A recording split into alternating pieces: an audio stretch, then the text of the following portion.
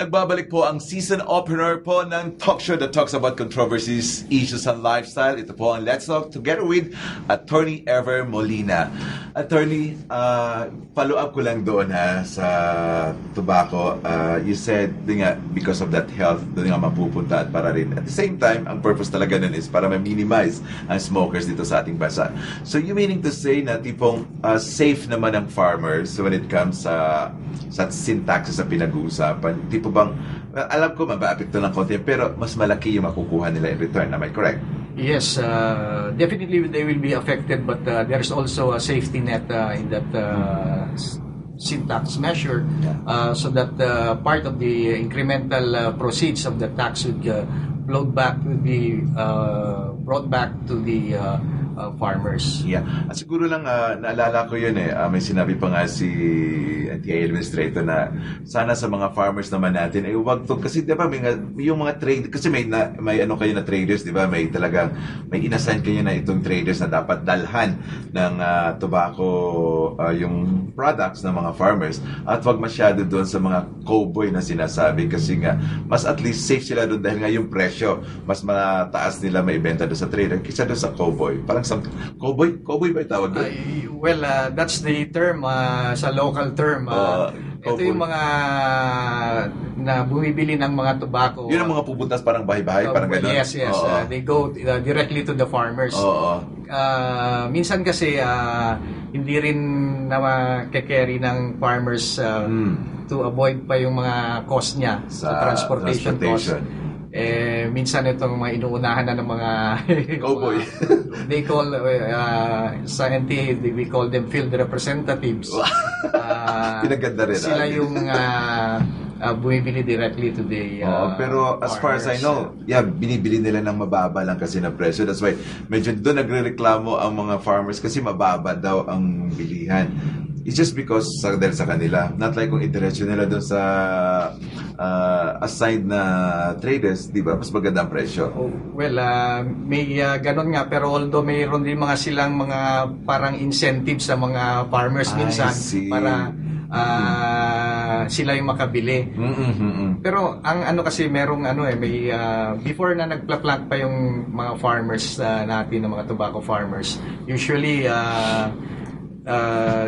may yung mga buyer firms or the NTA, meron mga binibigay, may mga marketing agreements yan that we have to give you the production assistance, but when you grow these crops and you harvest them, kailangan bebenta mo sa private company, which kung sino yung naka-tie up sa iyo. Ganon yung I see. Kaya minsan kasi may mga iba ng mga farmers din, mga hindi rin binebenta lahat sa naka-tie up niya, binibigay niya minsan sa mga pupunta ng bahay-bahay na yun mga sinasabi mo nga. This is the reality on the ground na minsan kung especially during graduation time o fiesta time kasi, o summer time ang harvest, di ba? Yes, these are the time na nagbebenta yung mga tobacco farmers. I see. Okay. Anyway, sige, saka natin pag-usapan na sa pagbabalik mo. This time kasi ang punta mo talaga dito is let's talk about this movement na pinangalanan natin of course, ito nga ang Konsensya Tivikan. Let's talk about this. Binuo nyo to together with, of course, Sir Franz Ranches. Bakit? Well, ano ba itong Konsensya Tivikan? Konsensya Tivikan is a movement for good governance. NGO to, di ba? Yes, it's a non-government organization duly registered with the Securities and Exchange Commission.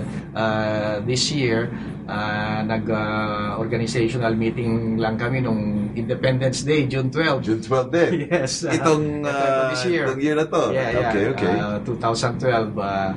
And that we with other members formed this organization, and we also solicited the support of the NGO DJ Abra to guide us kasi sila yung mas experience niya dito, kaya we sought their assistance. Yeah.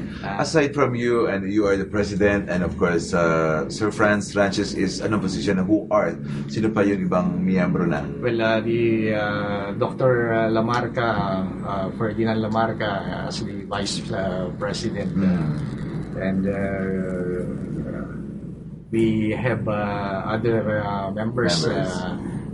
So this is a newly formed non-government organization, and we hope that we will be able to share our beliefs in good governance, so that mas marami mga mamamayan na nakakaalam nito mas effective para we can also make a difference in our communities.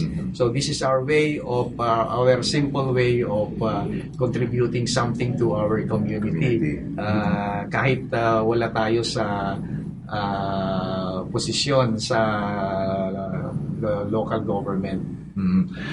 Konsensya Vegan. The word is vegan. Ano ibig sabihin nito?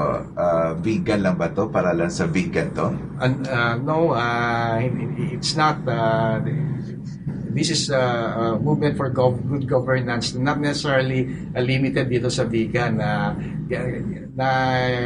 We use the name Konsensya Vegan para parang yung center lang, kasi parang meron ding for once in 1992, when we were younger then, you're still young. Yes. When we a group of young professionals then organized a group, we called it then Konsensya Vegan, just to identify the group. But it's not a party. But it's not a party. It's not a party then. But we just coined that term to identify the group. So it evolved from there. But this is not now that it is registered with the Securities and Exchange Commission. It is not limited to vegan, but to the province and even to everywhere. To propagate this idea of good governance, para naman mas maraming tao na may i-share natin itong konsepto na to, para makialam sila at makiparticipate, and they will play their role as active citizens. Yeah. So anong advocacy nito? Pero bago mo sagutin yan, attorney, let's pause for a break muna.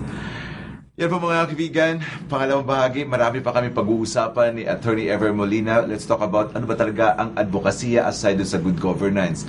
Ano nga ba talaga ang maitutulong ng movement na ito ng Konsensya Vegan para sa atin ng mga mamayan o di kaya sa komunidad or bawat komunidad, hindi lang dito sa vegan, hindi lang sa probinsya ng Ilocos Sur, at sabi nga niya, maging sa ibang lugar man o sa buong bansa ng Pilipinas.